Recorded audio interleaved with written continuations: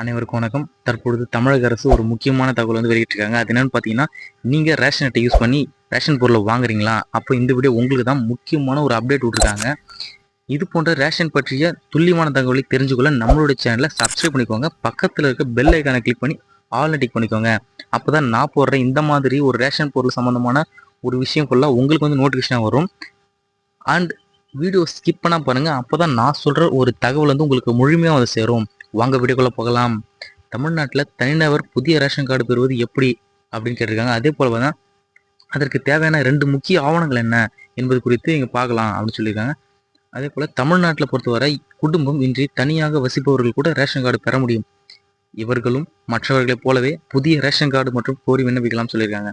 அதே போல் அவர்களின் விண்ணப்பத்தை அரசு பரிசீலித்து புதிய ரேஷன் கார்டு வழங்கும். ஆனால் தனிநபர் ரேஷன் கார்டு பெறுவது என்பது எளிதான காரியமா? அப்படி கிடையாது.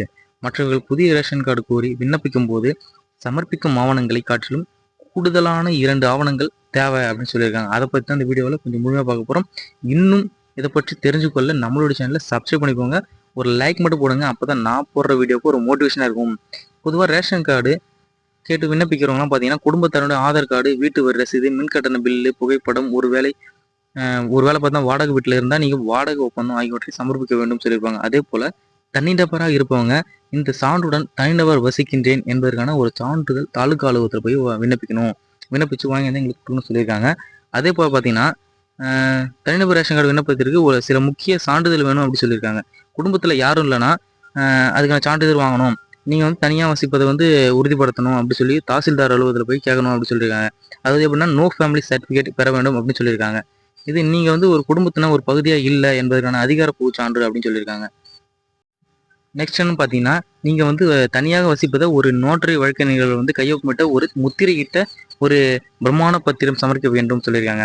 இந்த ஆவணம் ரூபாய் 10 ரூபா அல்லது 20 ரூபா மதிப்புள்ள ஒரு ஸ்டாம்ப் பேப்பரில் தயாரித்து செய்யப்படணும் அப்படின்ட்டு ஒரு முக்கியமான தகவலை சொல்லியிருக்காங்க. இது போன்ற துல்லியமான செய்தி தெரிஞ்சுக்கொள்ள நம்மளோட சேனலை சப்ஸ்கிரைப் பண்ணிக்கோங்க. ஒரு லைக் மட்டும் போடுங்க. விண்ணப்ப படிவம் மற்றும் கடிதம் அதை பற்றி தான் பார்க்க போகிறோம். ரேஷன் கார்டு விண்ணப்பிக்க படிவத்தை தாலுகா அலுவலகத்தில் நீங்கள் பூர்த்தி செய்ய வேணும் அப்படின்னு சொல்லியிருக்காங்க. ஏன்னா நீ தனியாக வசிக்க என்பது விளக்க கடிதம் ஒன்றும் அது கூட இணைக்கணும்னு சொல்லியிருக்காங்க. இது 2த்தையும் இணைச்சாதான் நீங்கள் அப்ளை பண்ண முடியும் அப்படின்னு சொல்லியிருக்காங்க. இது போன்ற ரேஷன் மற்றும் ஆதார் கார்டுடைய அப்டேட்களை தெரிஞ்சுக்கொள்ள நம்மளோட சேனலை சப்ஸ்கிரைப் பண்ணி வச்சுருக்காங்க. அப்போ தான் நான் போடுற வீடியோ உங்களுக்கு நோட்டிஃபிகேஷன் வரும்.